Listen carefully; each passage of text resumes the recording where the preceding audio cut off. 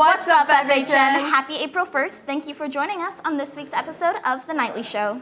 I'm Rachel. And I'm Hailey. Welcome back to school. I hope you all had a great spring break. Spring break was great. Everyone got to catch up on some sleep and hang out with friends.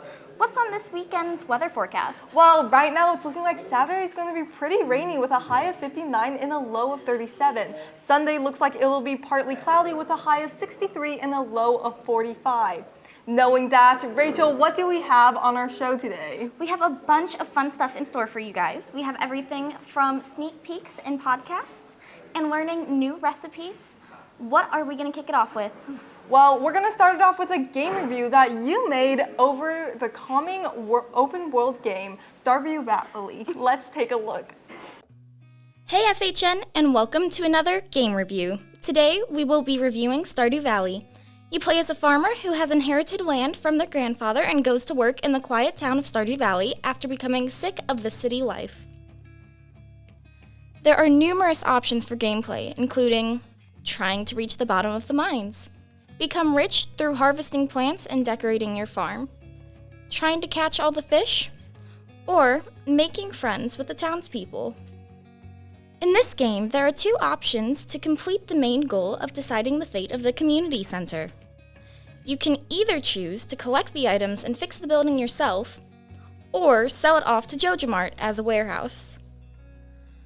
If you think that task is too easy, no worries. There are a couple special tasks after you complete the main goal. There are all sorts of surprises that you can find and mysteries to solve too. In fact, sometime during your gameplay, you will receive an item to help you find a couple secrets. Stardew Valley is most popular on the computer, but no worries, there is a mobile version and you can get it on a PlayStation or Switch. Unfortunately, the computer version is the only one that, at the moment, allows a multiplayer option. I give this game a 9 out of 10 rating. It has cute graphics and free gameplay, but also has tasks to guide people who don't know what they want to do yet. My only vice is it's not cross-platform and multiplayer is only on the computer. But it doesn't force you to do anything and is super relaxing. That is, until you go into the Skull Caverns with no food. I'm absolutely obsessed with this game. In fact, I have over 214 hours on it. Oh, wow. Have you finished it yet? Nope. There's still so much to do. You should try it. I definitely will. You know, I actually listen to podcasts myself whenever I play video games. Really? That's so cool. I listen to podcasts myself from time to time. There's actually this one podcast that I tried listening to called Crime Cooks, and wow, their voices were annoying.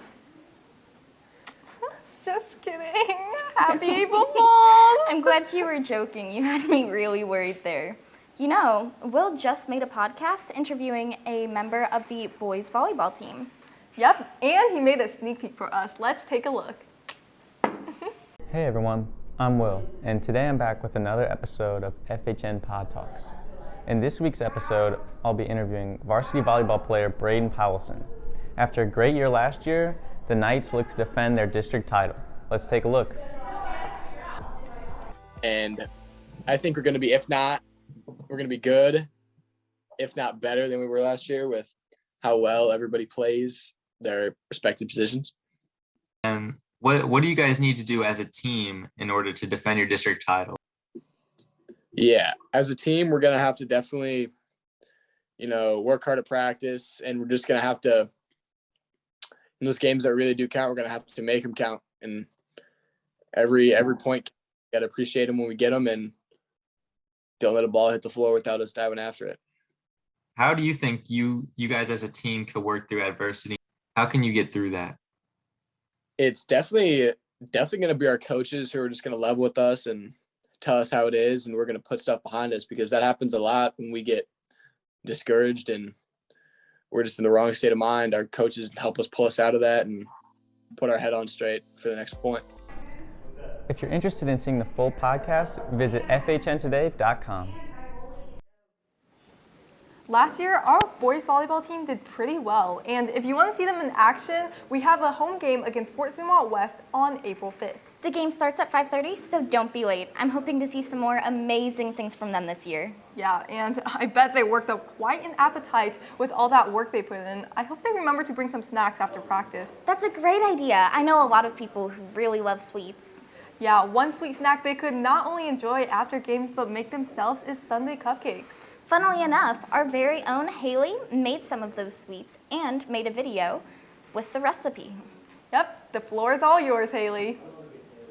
Hey FHN, and welcome back to another cooking video. Today I'll be showing you how to make Sundae cupcakes. You will first need to preheat your oven to 350 degrees Fahrenheit. While the oven is preheating, mix together a box of Devil's Food Cake mix, 1 1/4 cups of water, half a cup of vegetable oil, and 3 eggs.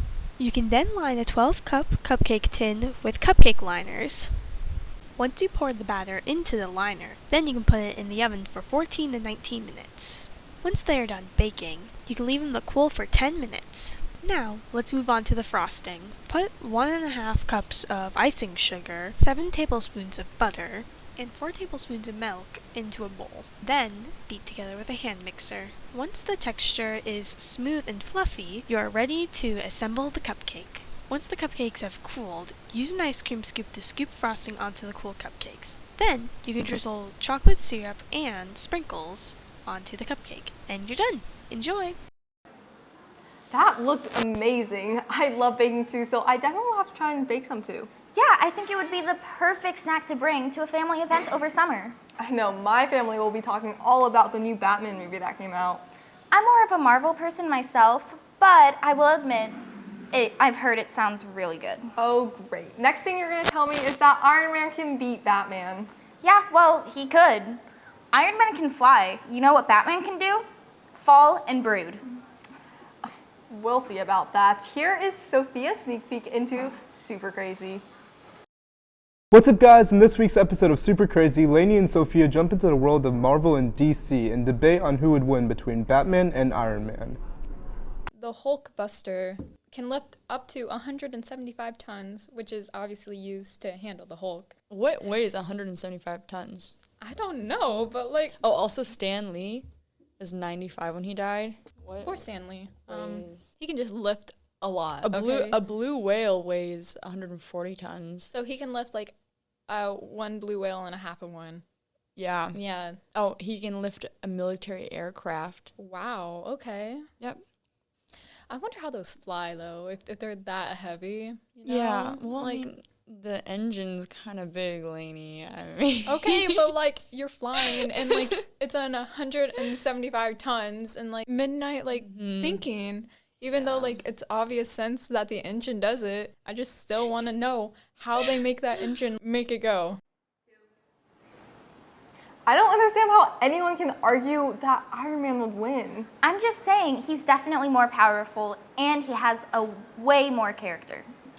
I bet Batman supports local businesses, though he does so much for the community. Yeah, well, Iron Man is way more likely to recycle than Batman. Well, if you want to help the environment like Batman, and I guess Iron Man, pay attention to my segment coming up.